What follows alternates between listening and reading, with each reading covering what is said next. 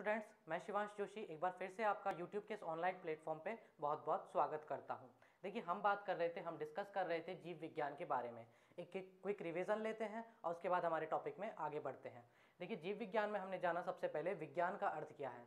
विज्ञान का अर्थ हमने लिया तथ्यों पर आधारित, प्रयोगों द्वारा सत्यापित, प्रकृति द्वारा जो प्रदत्त ज्ञान है उसका क्रमबद्ध और सुव्यवस्थित अध्ययन ही क्या कहलाता है, विज्ञान कहलाता है। विज्ञान की एक शाखा है जीव विज्ञान, बायोलॉजी। हमने सबसे पहले इस बायोलॉजी जो शब्द है इसका अर्थ देखा। इसका अर्थ क्या है, ये दो शब्दों से मिलकर के बना है, दो ग्रीक भाषा के शब्द हैं, बायोस और लोगोस। बायोस का अर्थ हो गया आपका जीवन या लाइफ, और लोगोस का अर्थ हो गया आपका अध्ययन या स्टडी। ओके, इसके बाद हमने इसकी परिभाषा बनाई। तो इसकी परिभाषा कुछ इस तरह थी कि विज्ञान की वह शाखा जिसके अंतर्गत जो जीव है उनकी संरचना तथा उनके जैविक प्रक्रमों का क्रमबद्ध और सुव्यवस्थित अध्ययन किया जाता है, वही क्या कहलाता है, जीव विज्ञान। यहाँ एक शब्द आया जैविक प्रक्रम, बायो प्रोसेस। तो बायो प्रोसेस कौन कौन सी चीज़ है, श्वसन हो गया, उत्सर्जन हो गया, पाचन हो गया, पोषण हो गया, है ना, इसके अलावा जनन हो गया। ये सारे क्या है, बायो प्रोसेस हैं, सजीव के अंदर होने वाली गतिविधियां हैं, सजीव के अंदर होने वाली जैव प्रक्रिया हैं। मैंने यहाँ नाम लिया सजीव। तो सजीव को कैसे डिफाइन करेंगे कि ये सजीव है और ये निर्जीव है।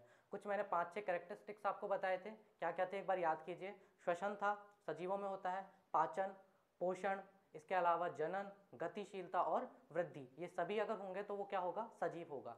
इसके अलावा हमने बात करी बायोलॉजी की शाखा के बारे में। तो बायोलॉजी की दो शाखा थी, कौन कौन सी थी, याद दिलाइए, जूलॉजी और बॉटनी। कौन कौन सी, जूलॉजी और बॉटनी। जब हमने जूलॉजी की बात करी तो जूलॉजी के जो फादर ऑफ जूलॉजी हैं वो कौन थे, अरस्तु या एरिस्टोटल, और बॉटनी के थियोफ्रेस्टस। ओके, इतना सा आपको याद रखना है। इसके बाद हम बात करते हैं, हमारे टॉपिक पर आते हैं जो था हमारा कोशिका या सेल। देखिए, कोशिका में अब तक हमने पढ़ा सबसे पहले कोशिका की परिभाषा। तो कोशिका की परिभाषा क्या कहती है, सजीवों की सबसे छोटी संरचनात्मक और क्रियात्मक इकाई। इसे अंग क्यों नहीं बोला, इसको इकाई क्यों बोला, मैं पिछली वीडियो में अच्छे से आपको क्लियर कर चुका हूँ। हमने कोशिका के बारे में पढ़ा कि सबसे पहले जो मृत कोशिका है उसकी खोज की गई रॉबर्ट हुक के द्वारा। कौन सी मृत कोशिका थी, तो कॉर्क की मृत कोशिका थी। कॉर्क के बारे में मैं आपको कई बार बता चुका हूँ। पेड़ की जो छाल है उसको हटाइए, उसके बाद जो अंदर दिखता है आपको वही क्या है, कॉर्क है। इसकी सेल्स कैसी होती हैं, इसकी सेल्स होती हैं डेड या मृत। तो मृत कोशिकाओं को सबसे पहले खोजा था, किसने खोजा था, रॉबर्ट हुक ने इनको खोजा था। ठीक है, तो सबसे पहले कोशिका को देखने का श्रेय किसको दिया जाता है, रॉबर्ट हुक को। इन्होंने कॉर्क के अंदर कुछ इस तरह की संरचनाएं देखी, कुछ इस तरह की स्ट्रक्चर्स देखी। तो इन्होंने इन खाली स्ट्रक्चर्स को नाम दे दिया सेल, और कोशिकाओं को क्या कहा गया बाद में, सेल। इसके अलावा जो जीवित कोशिकाओं की खोज करी थी वो करी थी एंटोनी वॉन ल्यूवेनहॉक ने। किसने, एंटोनी वॉन ल्यूवेनहॉक ने। ओके, इसके बाद हम बात करें तो कोशिका सिद्धांत, जो कि आपके टॉपिक में अच्छे से दिया गया, अच्छे से इसको पढ़ेंगे। कोशिका सिद्धांत दिया गया था स्लाइडेन और स्वान ने, स्लाइडेन एवं स्वान ने। ओके, चलिए, इसके बाद हमने देखे कोशिका में कौन कौन से कोशिकांग पाए जाते हैं, सेल ऑर्गेनेल्स जिसे बोला जाता है। तो देखिए, एक छोटा सा मैंने डायग्राम बनाया हुआ है।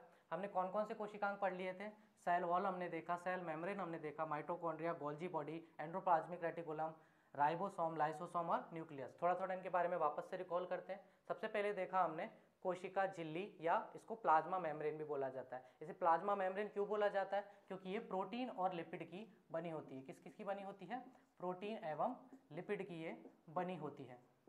थैली निमो संरचना होती है, थैली जैसी स्ट्रक्चर होती है, बहुत पतली होती है। बाहरी आवरण होता है कोशिका का, सारे के सारे कोशिकांग इसके अंदर उपस्थित होते हैं, और ये अर्ध पारगम्य होती है, सेमी परमिएबल होती है। मैंने अच्छे से आपको समझाया था अर्ध पारगम्य का अर्थ मतलब कि कुछ एक जो सब्सटेंस है, कुछ एक जो एलिमेंट है, उनको ही ये इजाजत देती है अंदर आने के लिए, कुछ को ही बाहर जाने की इजाजत देती है। जैसे कि जल हो गया, कार्बन डाइऑक्साइड, ऑक्सीजन और ब्लड या रक्त हो गया। ओके, इसके बाद हमने देखा था सेल वॉल या कोशिका भित्ति। तो कोशिका भित्ति क्या है, ये पादपों में पाई जाती है, जंतु में नहीं पाई जाती।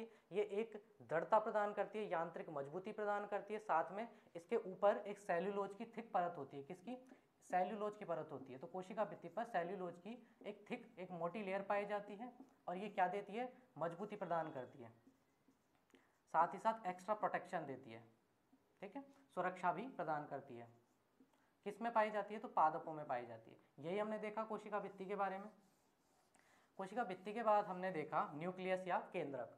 न्यूक्लियस केंद्रक क्या है, ये कोशिका विभाजन में सबसे महत्वपूर्ण भूमिका निभाता है। इन कोशिकाओं के बाद मैं आपको कोशिका विभाजन सेल डिवीजन पढ़ाऊंगा, जिसमें समसूत्री और अर्धसूत्री विभाजन में आपको जो केंद्रक है उसका बहुत इंपॉर्टेंट रोल दिखाई देगा, किस तरह से जो है कैरियोकाइनेसिस के थ्रू केंद्रक अलग होता है, इसके सारे ऑर्गन्स जो है वो अलग होते हैं और दो कोशिकाओं का निर्माण होता है। तो कोशिका विभाजन में सबसे महत्वपूर्ण भूमिका निभाता है। साथ ही जो न्यूक्लियस है, जो केंद्रक है, ये बाकी जितने भी कोशिकांग है, जितने भी सेल ऑर्गेनेल्स हैं, इन सभी को नियंत्रित करता है, इनके कार्यों का देखरेख करता है और इनको क्या देता है, आज्ञा कि तुम्हें जैसे माइटोकॉन्ड्रिया इसको ऊर्जा बनानी है तो इसको ऊर्जा बनाने के लिए प्रेरित करता है। तो हम कह सकते हैं कि क्या दे रहा है, आज्ञा दे रहा है, ये इंस्ट्रक्शन दे रहा है, इसका मतलब ब्रेन की तरह कार्य कर रहा है। तो इसको हमने ब्रेन ऑफ सेल भी बोल दिया, कोशिका का मस्तिष्क भी बोल दिया था, brain of cell.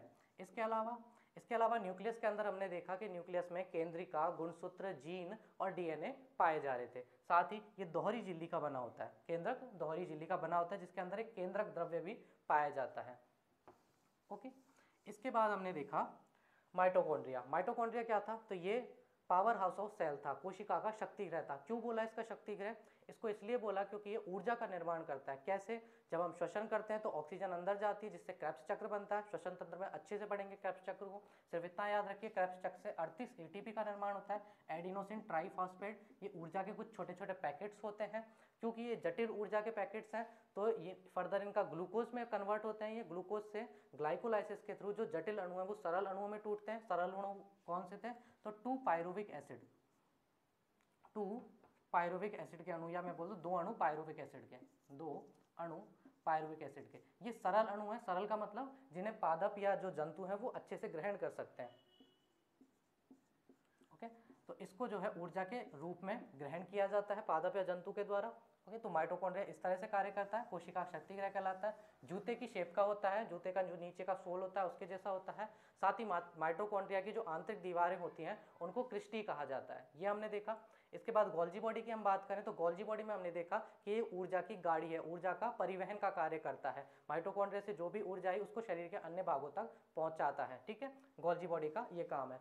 Golgi body किस तरह की होती है, तो एक परतदार संरचना होती है। कैसी, परतदार संरचना होती है इस प्रकार की। ओके, चलिए, किसने इसको खोज किया था, तो कैमिलो गोल्जी ने इसकी खोज की थी। उसके बाद हमारे एंडोप्लाज्मिक रेटिकुलम पे, अंतःप्रदव्य जालिका पे। ये जो अंतःप्रदव्य जालिका है इसकी खोज करी थी टी पॉटर ने। और अंतःप्रदव्य जालिका क्या है, एक जालनुमा संरचना है जो कोशिकाओं के कंकाल बनाती है, कोशिकाओं को दृढ़ता मजबूती प्रदान करती है, वरना कोशिका पिचक जाएगी। अंतःप्रदव्य जालिका 2 प्रकार की होती है, एक तो होती है खुरदरी, एक तो कैसी होती है खुरदरी जिसपे राइबोसोम चिपके होते हैं, और एक होती है बिल्कुल प्लेन, एक होती है बिल्कुल प्लेन। ओके, अंतःप्रदव्य जालिका 2 प्रकार की, खुरदरी और प्लेन। एक तो है खुरदरी और दूसरी है प्लेन बोल दीजिए या चिकनी बोल दीजिए। ये जो खुरदरी वाली है इस पर राइबोसोम चिपके होते हैं और ये प्रोटीन संश्लेषण का कार्य करती है, प्रोटीन निर्माण का कार्य करती है। और जो चिकनी है ये वसा और लिपिड बनाती है। क्या बनाती है, वसा और लिपिड बनाती है। ओके, ये हमने देखा एंडोप्लाज्मिक रेटिकुलम में। इसके बाद हमने देखा राइबोसोम। तो राइबोसोम क्या थे, राइबोसोम प्रोटीन संश्लेषण में एंडोप्लाज्मिक रेटिकुलम की सहायता करते हैं। 2 प्रकार के थे ये, 70S और 80S। एस क्या है, सेडिमेंटेशन कोफिशिएंट। ओके, अवसादन गुणांक। तो 70S कौन से हैं, 70S हल्के हैं, छोटे हैं, जो कि प्रोकैरियोटिक सेल्स में पाए जाते हैं। हल्के हैं या छोटे हैं, ये प्रोकैरियोटिक सेल्स जो मतलब अमीबा, यूग्लिना, इनकी एक कोशिकीय जीवों की होती है, उनमें पाए जाते हैं। ये यूकैरियोटिक सेल्स में पाए जाते हैं, भारी होते हैं। यूकैरियोटिक सेल्स मतलब पादप और जंतुओं की कोशिकाओं में पाए जाते हैं। काम क्या है, सेम प्रोटीन संश्लेषण का कार्य है। ओके, इसके अलावा हमने पढ़ा था लाइसोसोम। लाइसोसोम हमने लास्ट पढ़ा। लाइसोसोम में देखिए हमने क्या पढ़ा कि जो ये लाइसोसोम है इसको आत्महत्या की थैली बोला जाता है। क्यों बोला जाता है, क्योंकि इसमें एक जल अपघटन एंजाइम होता है। इसमें से जल अपघटनी एंजाइम निकलता है जो कि शरीर, ये जो कोशिका है इसकी जितने भी कोशिकांग हैं इनको पचा देता है। ओके, इसलिए, और साथ में अगर कोशिका पूरी तरह से काम करना बंद कर दे तो ये खुद को फाड़ लेता है, फट जाता है, और इसमें से क्या है, जो पाचक एंजाइम है, जो जल अपघटनी एंजाइम है, वो कोशिका में विसरित हो जाता है। इससे पूरी कोशिका समाप्त हो जाती है, गल जाती है, पच जाती है और रक्त में घुल जाती है। इसलिए इसे आत्महत्या की थैली भी कहा जाता है। ओके, तो ये चीज़ें हमने देखी थी। आज हम बात कर लेते हैं वैक्यूल्स की, रसधानियों की। किसकी, वैक्यूल्स की, रसधानियाँ, या रसधानियाँ भी बोल सकते हैं या रिक्तिका भी इनको बोल सकते हैं, रिक्तिका, वैक्यूल्स। ओके, चलिए, वैक्यूल्स क्या होती हैं। देखिए ये एक रिक्त स्थान है, खाली स्थान है, एक तरह की नलियां हैं ये, जो कि आपकी किस में पाई जा रही है, सेल्स के अंदर पाई जा रही है। ये चूषण का कार्य करती हैं। किसका? चूसने का कार्य करती हैं। किसको चूसने का? मान लीजिए साइटोप्लाज्म इसमें भरा हुआ है, एक्स्ट्रा साइटोप्लाज्म हो गया किसी भी कोशिका के अंदर, तो उसको चूस करके बाहर निकाल देगी। मान लीजिए कोई बाहर पोषक पदार्थ है जो कि कोशिका में अंदर प्रविष्ट करना चाहिए जिससे कोशिका को ऊर्जा मिले, तो रसदानियां का क्या करेंगी, उसको चूस करके अपने अंदर ले आएंगी। तो चूषण का कार्य करती हैं। सबसे पहली बात तो रसदानियां क्या काम करती हैं? चूषण का कार्य करती हैं। कैसी होती हैं? पादपों में जो रिक्तिका है, रसदानियां हैं, ये बड़ी बड़ी होती हैं, और जंतुओं में कैसी होती हैं? छोटी छोटी होती हैं। तो मैं यहाँ लिख देता हूँ, पहली चीज चूषण का कार्य करती हैं। पादप में ये जो है बड़ी होती हैं, क्योंकि पादप में रस बहुत होते हैं ना, बहुत सारे, इस वजह से बड़ी होती है। जंतु जो होते हैं इनमें छोटी होती हैं, रिक्तिका छोटी। ओके, चलिए क्या क्या चीज देखिए। चूषण मतलब चूसने का कार्य करते हैं। किसको? पोषक पदार्थ को। ओके, साथ ही कोशिका द्रव्य को अगर बाहर निकालना हो, एक्स्ट्रा हो गया, कोई एक्स्ट्रा एलिमेंट भी अगर इसमें हो गया, तो भी उसको चूस करके बाहर निकाल देंगे। एक तरह खाली ये क्या है? नलियां हैं और कुछ भी नहीं है। ओके, चलिए देख लीजिए, आप इसका स्क्रीनशॉट लेना चाहे ले लीजिए। रिक्तिकाओं में सिर्फ इतना ही है। ओके, तो चलिए इसके बाद बात करते हैं हम किसकी।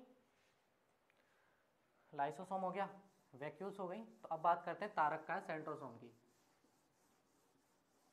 तारककाय,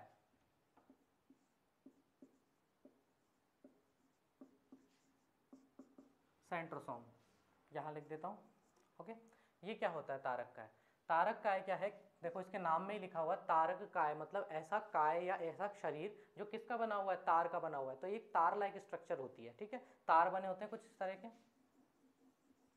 ठीक है, इस तरह की स्ट्रक्चर होती है तारककाय की। ये जो तारककाय है, ये कोशिका विभाजन में सबसे महत्वपूर्ण भूमिका निभाते हैं। जब मैं आपको समसूत्री या अर्धसूत्री विभाजन पढ़ाऊंगा और मैं कहूंगा कि इसमें कोशिका का जब विभाजन होता है तो तारककाय ध्रुवों पर पहुंच जाते हैं कोशिका में, और कोशिका में जो गुणसूत्र है ना, उनको अपनी तरफ आकर्षित करने की कोशिश करते हैं। इन गुणसूत्रों को अपनी तरफ आकर्षित करने की कोशिश करते हैं, और ये गुणसूत्र जो है आधे आधे टूट करके और इनकी तरफ जाने लग जाते हैं। इस तरह से टूटते हैं बीच में से। ये कोई गुणसूत्र है, ये बीच में से यहाँ से टूटा और आधा ऊपर चला गया, है ना। तो ये जो तारककाय हैं किस में काम कर रहे हैं? कोशिका विभाजन में काम कर रहे हैं। इनसे इस तरह के स्पिंडल फाइबर्स निकलेंगे, तर्कु तंतु, जो इनको गुणसूत्रों को खींचेंगे। ओके, तो एक बात हम लिख सकते हैं कि कोशिका विभाजन में सहायक है। क्या है?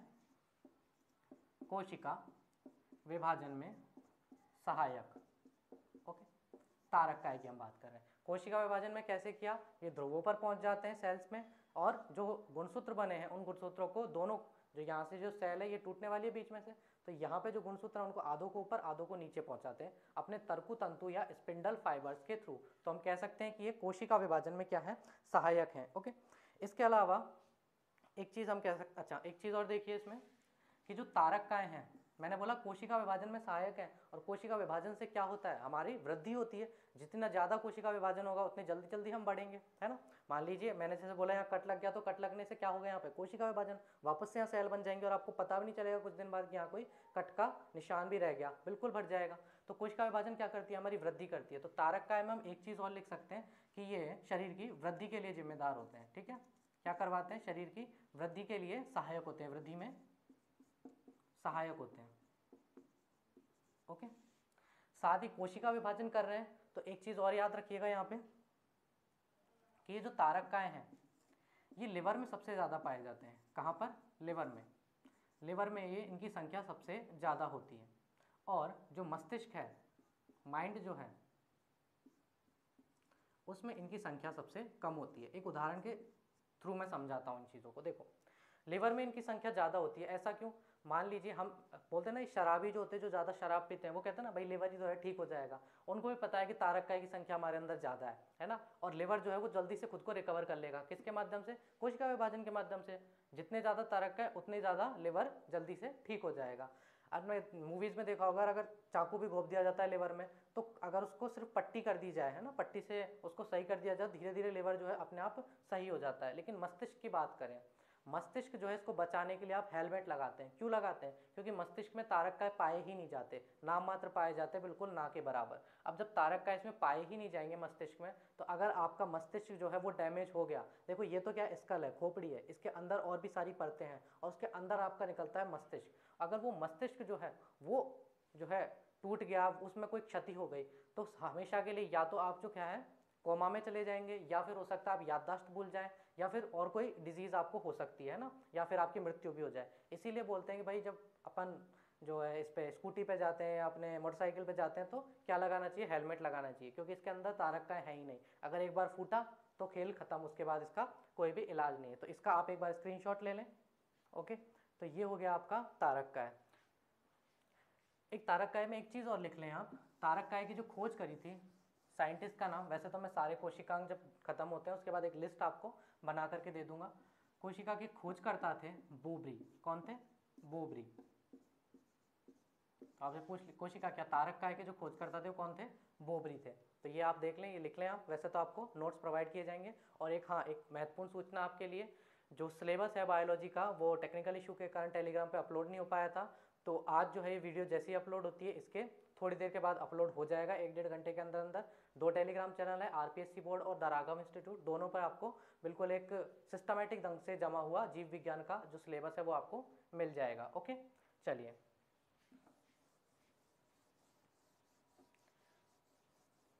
तो हमने क्या देखा, तारक्काएँ या सेंट्रोसोम। इसके बाद देख लेते हैं हम प्लास्टिड। क्या देख लेते हैं? प्लास्टिड। हिंदी में इसको बोला जाता है लवक। और ये जो लवक हैं ये केवल पादपों में पाए जाते हैं, जंतुओं में ये नहीं पाए जाते हैं, पादपों में पाए जाते हैं। पादपों के अंदर क्या होता है, जो केंद्रक होता है ना, ये तो जंतु कोशिका, पादप कोशिका कुछ तरह की होती है और जंतु कोशिका से बड़ी होती है, जंतु कोशिका से स्ट्रक्चर में बहुत बड़ी होती है, ठीक है, इस तरह की आयताकार होती है। तो केंद्रक तो जो है वो केंद्र की बजाय एक कोने में पाया जाता है, और जो तारक्काएँ है वो पूरा कहाँ पाया जाता है, एक बहुत बड़ी स्ट्रक्चर में इस तरह से पादपों में पाया जाता है। सॉरी, तारक्काएँ क्या, प्लास्टिड। ओके, तो प्लास्टिड समझते हैं, प्लास्टिड क्या है, लवक क्या है। देखिए, लवक जो है पादपों में पाया जाता है। लवक भोजन संग्रहण का भी काम करते हैं, लवक जो है रंग प्रदान करने का भी कार्य करते हैं। ओके, 3 प्रकार के आपके लवक होते हैं। कौन कौन से होते हैं? एक तो होता है हरित लवक। ओके, दूसरा होता है आपका, इंग्लिश में भी लिख देता हूं मैं, क्लोरोप्लास्ट। क्लोरोप्लास्ट, इसको हटा देता हूं, क्लोरोप्लास्ट। ओके, दूसरा हरित लवक होता है आपका अवर्णी लवक।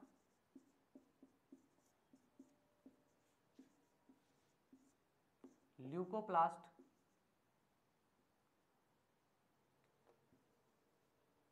ल्यूकोप्लास्ट।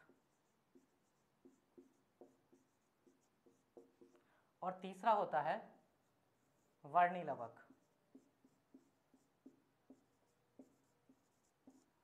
क्रोमोप्लास्ट। क्रोमोप्लास्ट। ओके, 3 प्रकार के लवक होते हैं, हरित लवक, अवर्णी लवक और वर्णी लवक। देखिए, सबसे पहला समझते हैं हम हरित लवक क्या है।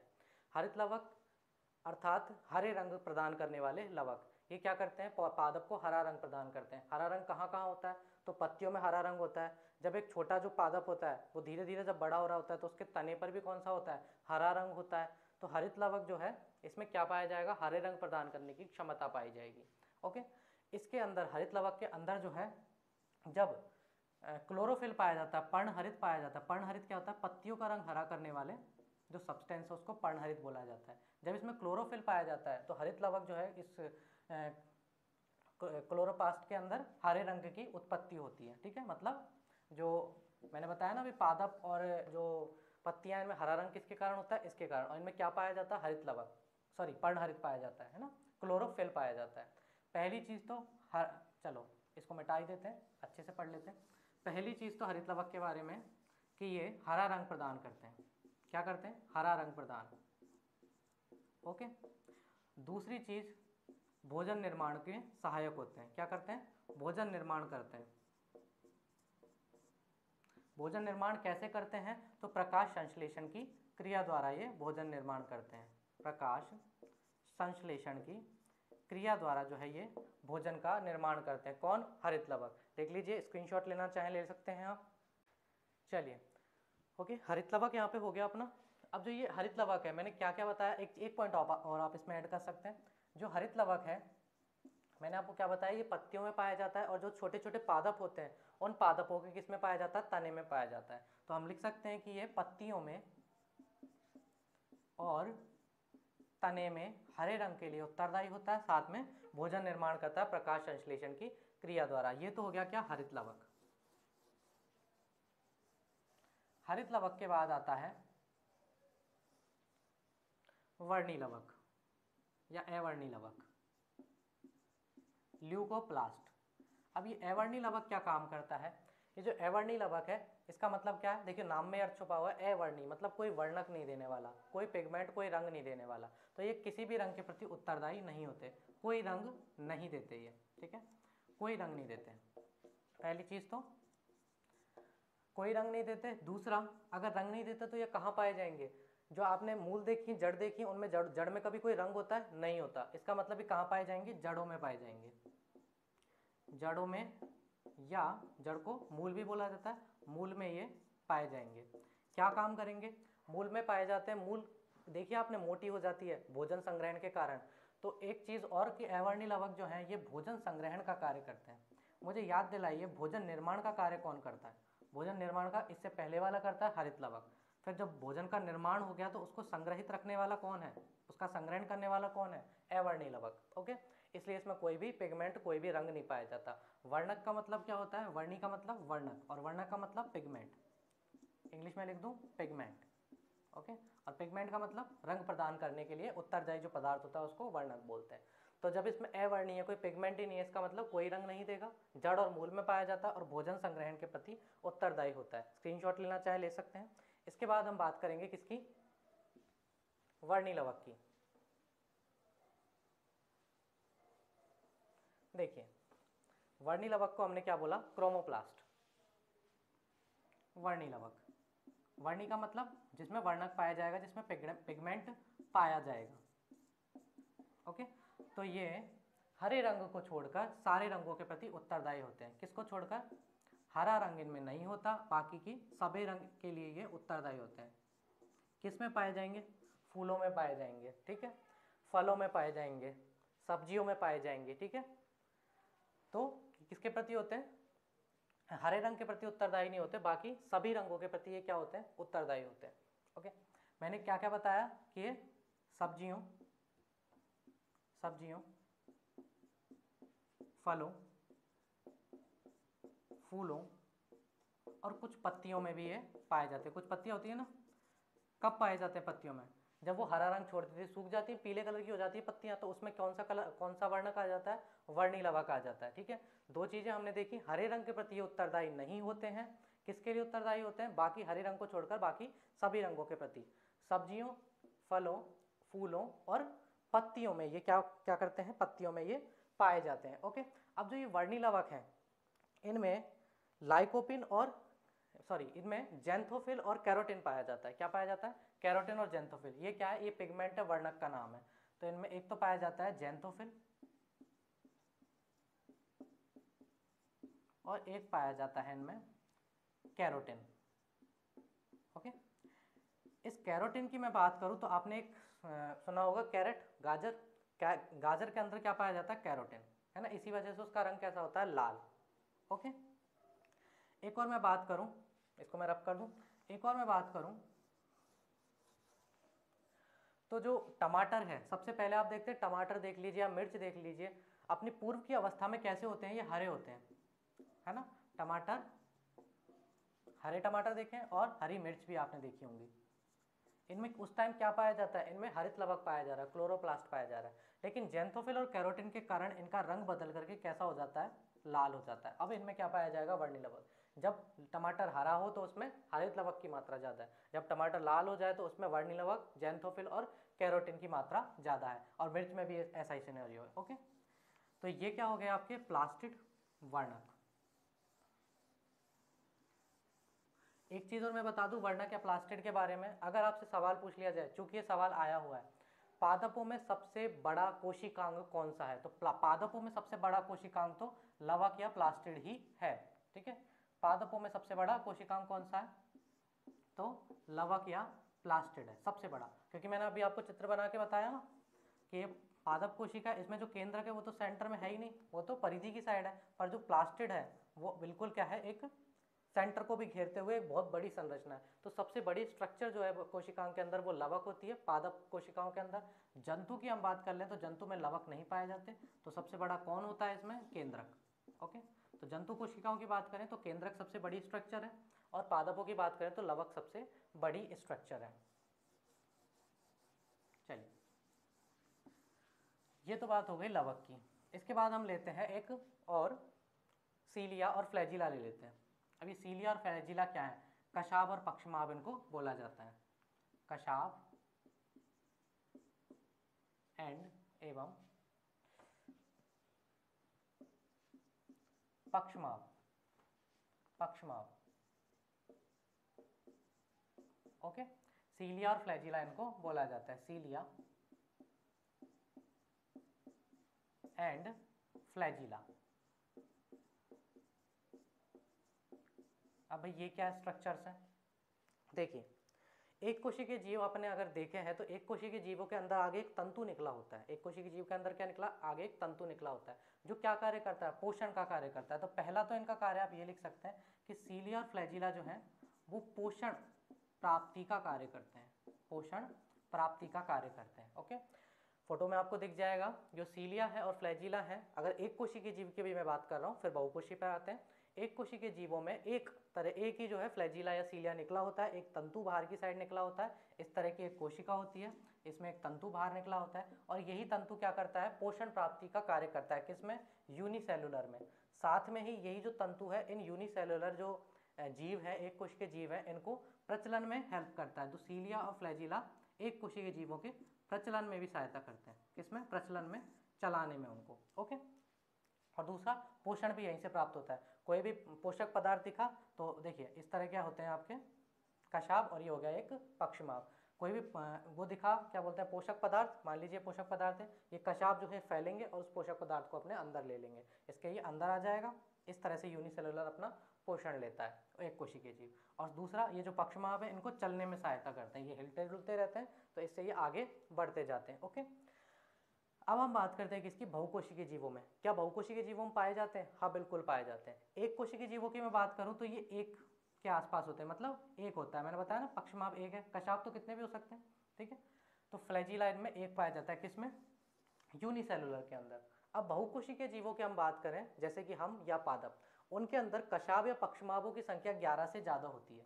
ठीक है, कितनी होती है, 11 से ज़्यादा, मतलब कि कशाभ और पक्षमाभ, एक कोशिका उसके ऊपर कशाभ और पक्षमाभ काफ़ी सारे पाए जाते हैं, है ना। 11 से कम नहीं पाए जाते, 11 से ज़्यादा ही पाए जाते हैं। तो ये क्या करते हैं, ये पादप हो गए या हमारे अंदर की सेल्स हो गए, इनको थोड़ा सा प्रचलन में सहायता करते हैं, चलने में सहायता करते हैं।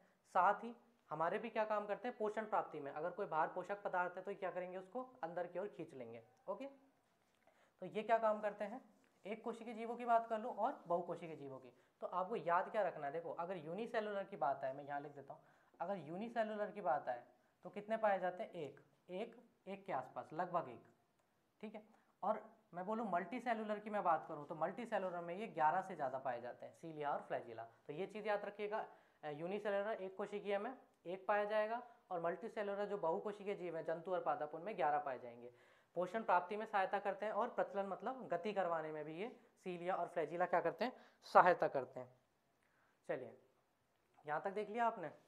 देखिए अब मैंने क्या बोला कि ये मल्टी सेलुलर जो है, अच्छा मैंने पादप का नाम भी ले दिया था अभी, पादपों में नहीं पाए जाते, ये सिर्फ जंतुओं में पाए जाते हैं, है ना। मल्टी सेलुलर, यूनिसेलुलर जंतुओं में, एक कोशिकीय जीव की बात कर लें या बहुकोशिकीय जीव की बात कर लें, ठीक है, उन दोनों में पाए जाते हैं। और कौन से, जंतु, ना कि पादप, ये चीज़ याद रखिएगा।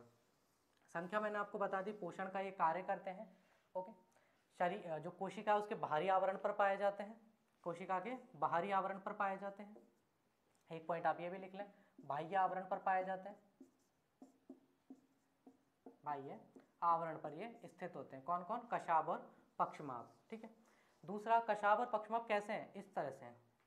क्या हमारे बाल भी कुछ इस तरह से होते हैं, तो हम कह सकते हैं कशाभ और पक्षमाभ हेयर लाइक स्ट्रक्चर है। कैसी है, हेयर लाइक स्ट्रक्चर, बालों के समान संरचना है, हेयर लाइक स्ट्रक्चर है, बालों के समान संरचना है। ओके, बाह्य आवरण पर ये पाए जाते हैं।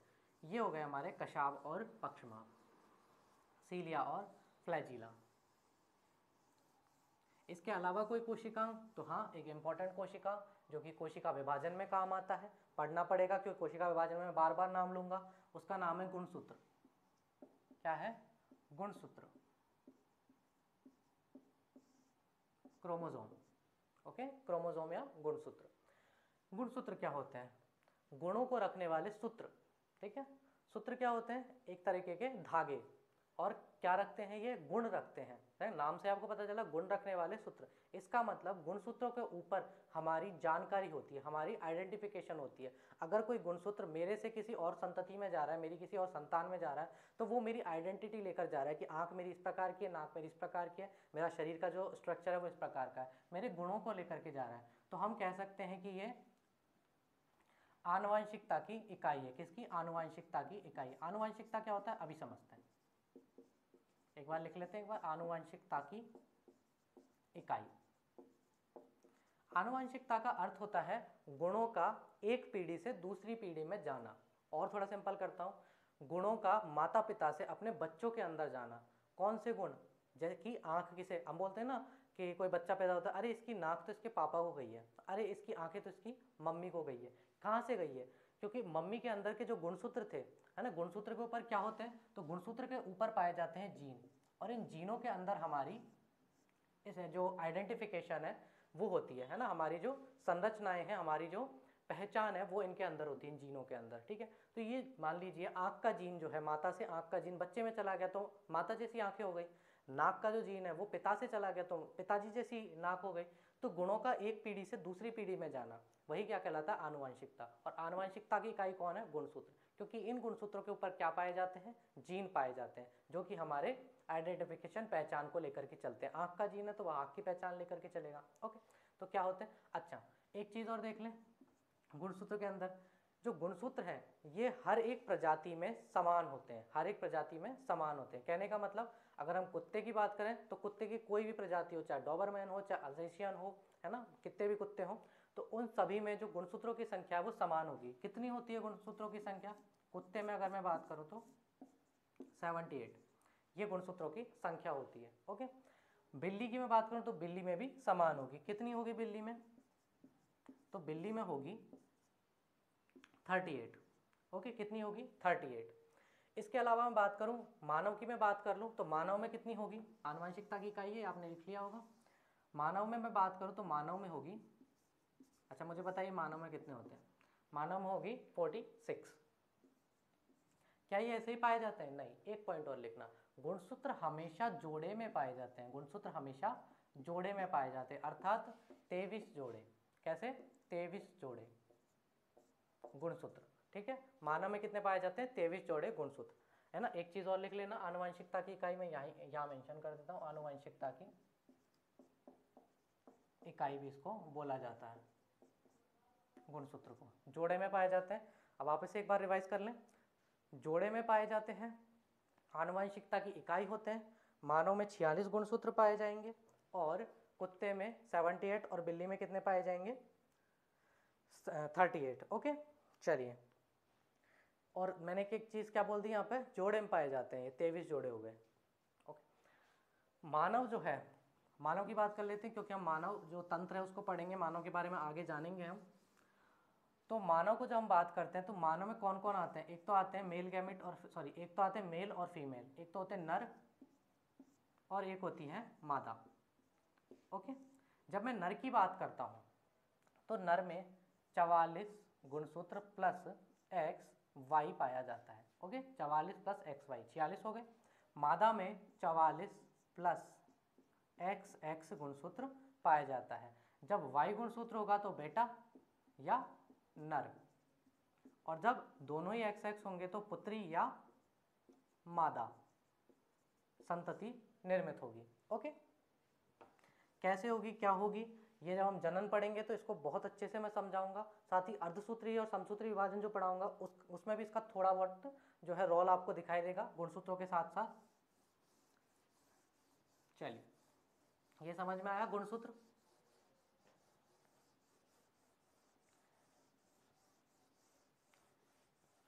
तो ये है हमारे क्या? कोशिकांग। ये है हमारे कोशिकांग जो आज तक एग्जाम्स में पूछे गए। सारे कोशिकांग मैंने आपके सामने रख दिए हैं। इनके जो नोट्स हैं वो आपको मेरे टेलीग्राम चैनल पे मिल जाएंगे जैसे ही हमारा ये टॉपिक कंप्लीट होता है। हर एक टॉपिक के कंप्लीट होने पर नोट्स अपलोड कर दिए जाएंगे। ओके, चलिए आज की वीडियो को यहीं समाप्त करते हैं।